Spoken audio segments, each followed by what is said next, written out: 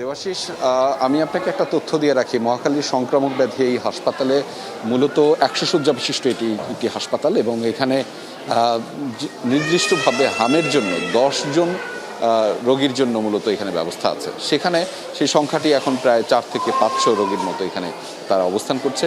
অর্থাৎ আমরা একটু আগে ঘুরে দেখছিলাম বিভিন্ন ওয়ার্ড, সেই ওয়ার্ডে তিল তিল ধারণের ঠাঁই নেই এবং সেখানে মূলত যে যেখানে পাচ্ছেন সেখানে তাদের অবস্থান হচ্ছেন এবং এই হাসপাতাল থেকে সেই চিকিৎসা ব্যবস্থারও যতটুকু পারা যাচ্ছে সংকুলন করা হচ্ছে এই অপ্রতুল সময়ের মধ্যে।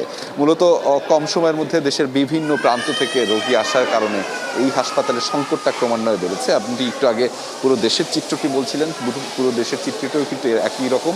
মূলত স্বাস্থ্য বিভাগ থেকেও সতর্কতার যে বার্তাটি প্রত্যেক হাসপাতালে দেওয়া হয়েছে, সেই কার্যক্রমের আওতা হিসেবে মহাখালীর এই সংক্রামক ব্যাধি যে হাসপাতালটি রয়েছে সেখানে মানুষের উপস্থিতি ক্রমান্বয়ে বাড়ছে এবং দেশের বিভিন্ন প্রান্তে থাকা যে হাসপাতালগুলো রয়েছে সেখানে রোগীরা যাওয়ার পরে কিন্তু এই হাসপাতালকেই রেফার করা হচ্ছে। যেহেতু এটি বিশেষায়িত সংক্রামক ব্যাধির হাসপাতাল, সে কারণে এখানে আনা হচ্ছে এবং অনেকের সাথেই কথা বলছিলাম।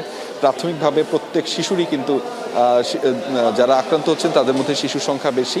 মূলত প্রত্যেক শিশুরই কিন্তু শুরুর দিকে জ্বর থাকেন এবং তারা এটাকে স্বাভাবিক জ্বর হিসেবে নেওয়ার পরপরই চিকিৎসকের কাছে গেলে পরে তারা সেখানে যেই শনাক্তকরণের যে প্রক্রিয়ার মাধ্যমে তারা আসলে বুঝতে পারেন যে তার শিশুটি হামে আক্রান্ত হয়েছেন এবং সেটি নিয়ে একটু আগেও দেখছিলাম যে বিচলিত অবস্থায় সংকটাপন্ন একজন শিশুকে একজন মা নিয়ে দৌড়াচ্ছিলেন এবং কাঁদছিলেন। ফলে পরিস্থিতি কিন্তু একটু বলা চলে যে উদ্বেগজনক মোটামুটি হলেও, এবং সেটি আসলে কতটুকু সামাল দিতে পারেন চিকিৎসকরা এবং সেই পরিস্থিতি কতটুকু নিয়ন্ত্রণে আনা যায় সেটি একটি বড় চ্যালেঞ্জ হিসেবে দাঁড়িয়েছে। দেবাশিস, ধন্যবাদ রেজা যুক্ত হবার জন্য।